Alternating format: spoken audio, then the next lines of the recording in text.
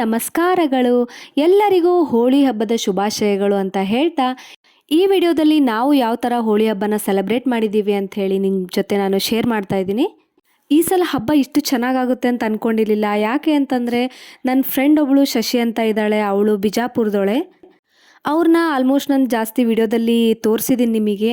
ಅವಳನ್ನ ನಾನು ನಮ್ಮ ಮನೆಗೆ ಕರೆದಿದ್ದೆ ಹೋಳಿ ಸೆಲೆಬ್ರೇಟ್ ಮಾಡೋಕ್ಕೆ ಅಂತ. ಹಾಗೆ ಅವಳಿಗೆ ಟ್ವಿನ್ಸ್ ಮಕ್ಕಳು, ನನಗೆ ಒಂದು ಎಲ್ಲರೂ ಸೇರಿ ಮಕ್ಕಳು ಎಂಜಾಯ್ ಮಾಡ್ತಾಯಿದ್ರು. ನನ್ನ ಮಗಳಿಗೆ ಬೆಳಿಗ್ಗೆ ಎದ್ದ ತಕ್ಷಣ ಕಂಟ್ರೋಲ್ ಆಗಲೇ ಇಲ್ಲ ಕಲರ್ಸ್ನ ನೋಡಿ. ಮನೆಯಲ್ಲೇ ಸ್ವಲ್ಪ ಹೋಳಿ ತನ್ನ ಪಾಡಿಗೆ ತಾನು ಹಚ್ಕೊಂಡು ಎಲ್ಲ ಮನೇನ ಹೊಲಸು ಮಾಡಿಬಿಟ್ಟಿದ್ಲು.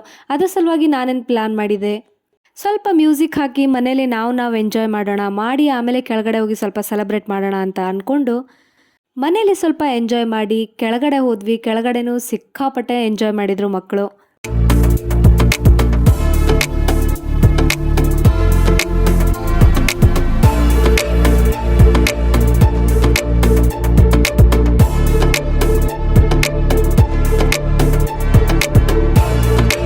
ಹೋಳಿ ಹಬ್ಬದಲ್ಲಿ ಮಕ್ಕಳ ಬಗ್ಗೆ ನಾವು ಕಾಳಜಿ ಮಾಡಬೇಕು.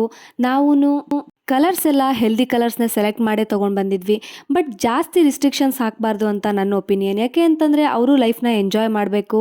ಆಮೇಲೆ ಈ ಥರ ನೀರಲ್ಲಿ ಆಟ ಆಡೋದಾಗಿರಲಿ, ಮಣ್ಣಲ್ಲಿ ಆಟ ಆಡೋದಾಗಿರಲಿ, ಅವರಿಗೆ ಬಿಟ್ರೇ ಅವ್ರ ಬಾಡಿ ಸ್ವಲ್ಪ ರೆಸ್ಪಾನ್ಸ್ ಮಾಡುತ್ತೆ. ಅಂತಂದರೆ ಎಲ್ಲದಕ್ಕೂ ಅಡ್ಜಸ್ಟ್ ಆಗಬೇಕು.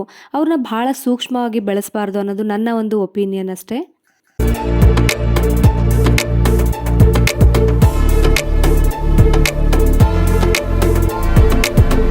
ಪುಣೆ ಅಂತ ಸಿಟಿ ಒಳಗಡೆ ಅಪಾರ್ಟ್ಮೆಂಟ್ ಒಳಗಡೆ ಇರೋದು ಇದೇ ಒಂದು ಅಡ್ವಾಂಟೇಜ್ ಅಂತ ಹೇಳ್ಬೋದು.